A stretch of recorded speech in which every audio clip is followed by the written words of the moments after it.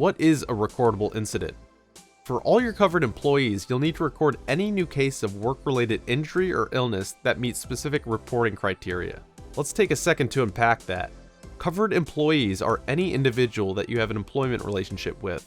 That includes full-time employees, part-time staff, temporary or seasonal hires, and even contracted staff that you supervise. Essentially, if someone's on your payroll or under your supervision, their safety is your responsibility. So, what qualifies as an injury or illness? According to OSHA, it's an abnormal condition or disorder showing signs or symptoms. Injuries are typically pretty clear as a cut, fracture, or sprain. Illnesses might be either immediate, like poisoning, or chronic, like skin diseases or respiratory disorders.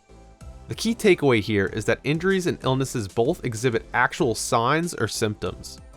For example, getting burned or cut by a piece of machinery is a clearly visible abnormal condition.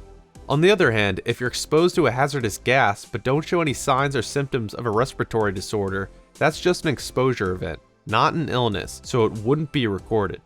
Next, what does it mean for an incident to be work-related? This one's a little more nuanced. OSHA generally considers injuries or illnesses to be work-related if they happen to be in the work environment. So the general rule of thumb is, if something happens that leads or worsens an injury or illness while you're on the clock and engaged in work activities, then it's usually considered work-related. It's easier to understand this using examples of incidents that happen at work but wouldn't be considered work-related.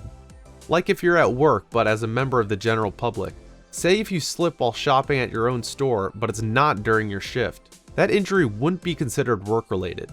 You're not on the clock or doing anything work-related. Voluntary participation in wellness or fitness programs like spraining your ankle while playing on the office soccer team also doesn't count as work-related. Also, any injuries or illnesses from eating, drinking, or preparing your own food at work wouldn't count as work-related. But what if you're working remotely or you're on a work trip? But any injuries from personal detours like sightseeing wouldn't be considered work-related. And for those of us working at home, an incident's only work-related if it occurs during tasks directly related to your responsibilities, not from tripping over your kid's toy.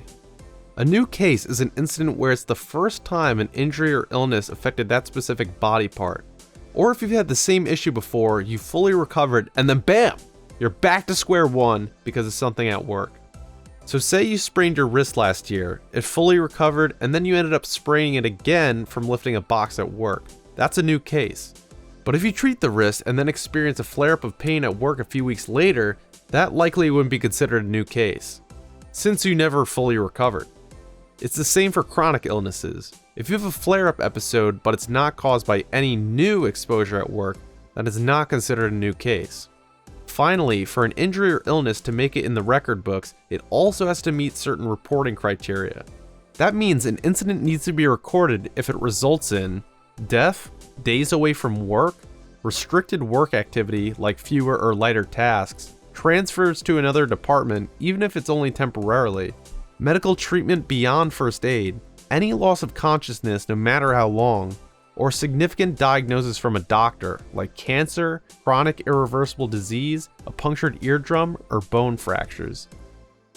In other words, if the incident is serious enough to disrupt normal work routines or require more than just a band-aid, it needs to be recorded. There are also a few special cases we need to record, regardless of the circumstances. These are needle stick injuries or cuts that expose you to someone else's blood, medical removal, meaning you have to leave your current role for medical reasons, contracting tuberculosis or TB while on the job, and any hearing loss caused by work conditions. Alright, let's recap. For an incident to be recordable, you have to ask yourself these 5 questions. Is the person a covered employee? Is this an injury or illness with signs or symptoms? Is it work-related? Is it a new case? And lastly, does it meet the reporting criteria or fall into one of the special cases we discussed? Once you've got down the basics, the rest is pretty simple.